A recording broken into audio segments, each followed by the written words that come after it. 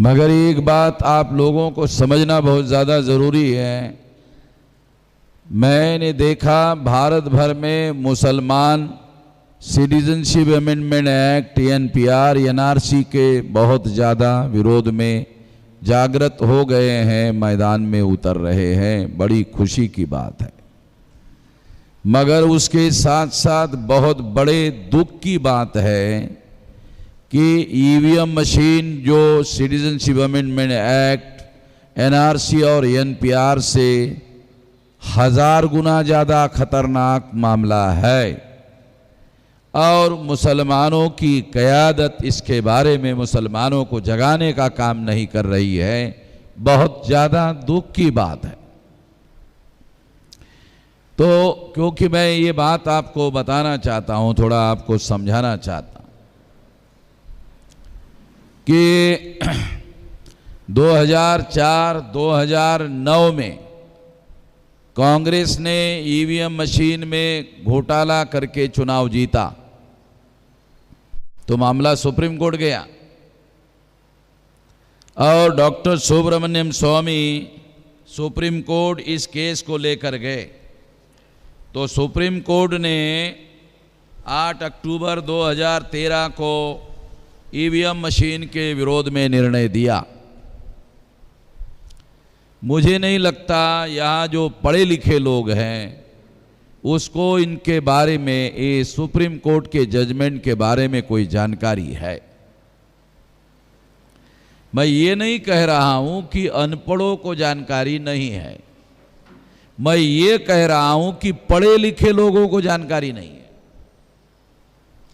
ये जो EVM machine है ये पढ़े लिखे लोगों को गधा बनाने का कार्यक्रम है।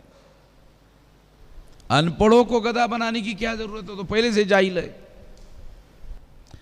ईवीएम मशीन में कोई फिजिकल एविडेंस नहीं रहता है, तो क्या रहता है? Electronic record. इलेक्ट्रॉनिक रिकॉर्ड क्या है? संख्या। तो एक संख्या दूसरी संख्या में जाकर मिक्स हो सकती है। कागज का वोट दूसरे के वोट में जाके मिक्स नहीं हो सकता। कैसे? अगर बीजेपी का स्टैंप लगा हुआ है और दूसरे कागज पर पंजे पर लगा है तो बीजेपी का वोट कांग्रेस के वोट में ट्रांसफर नहीं किया जा सकता कागज में, और कांग्रेस का वोट बीजेपी में ट्रांसफर नहीं किया जा सकता क्योंकि कागज में स्टैंप लगा हुआ है। मैं आप लोगों को सिटीजनशिप अमेंडमेंट एक्ट एनआरसी और एनपीआर की मां के बारे में बता रहा हूं। बच्चों के बारे में बाद में निपटूंगा। ये जो सिटीजनशिप अमेंडमेंट एक्ट है, ये एनपीआर है, एनआरसी है, ये ईवीएम के बच्चे हैं और ईवीएम इसकी मां है। पहले मैं थोड़ा मां को निपटता हूं, उसके बाद एनपीआर, एनआरसी और सिटीजनशिप अमेंडमेंट एक्ट के बारे में आपको बताता हूं, ताकि आपको पता चले कि ये खतरनाक खेल किस तरीके से अंजाम दिया जा रहा है। नरेंद्र मोदी को बोलो तेरे मां का कोई है रिकॉर्ड, कब पैदा हुई? दूसरे का छोड़, तेरे मां का है क्या?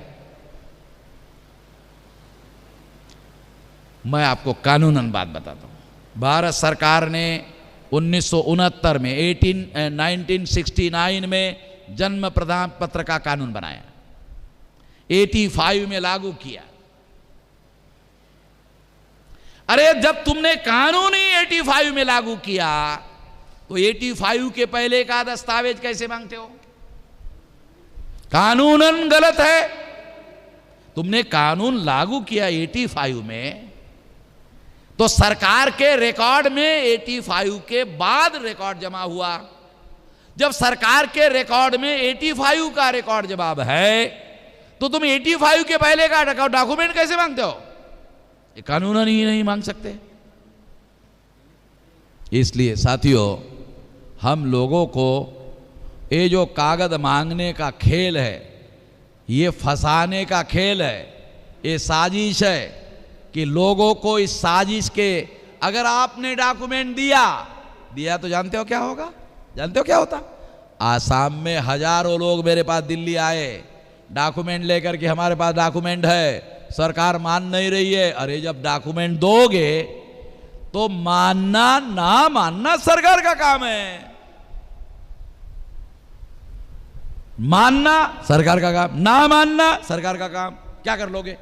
सरकार उनकी, सेंट्रल गवर्नमेंट उनकी, राज्य सरकार उनकी, अधिकारी उनके।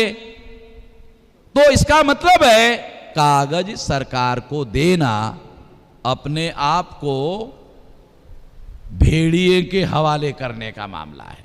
तो खबरदार रहो कि कागज जमा मत करना, कागज अपने पास रख लेना, जमा मत करना। एक बात। दूसरी बात जो समझना बहुत जरूरी है, हम लोग इसके विरोध में बहुत अहम बात बता रहे हैं। वो अहम क्या है कि कागज जो है मानना ना मानना अधिकारियों पे निर्भर है। इसलिए मैं आपको सटीक एविडेंस की बात बोल रहा हूं जिसे दुनिया मानती है। वो क्या है? डीएनए। डीएनए, डीएनए का सबूत इंसान के शरीर में है और सुप्रीम कोर्ट मानता है, सारे दुनिया का सुप्रीम कोर्ट मानता है। इसलिए डीएनए आधारित एनआरसी होनी चाहिए।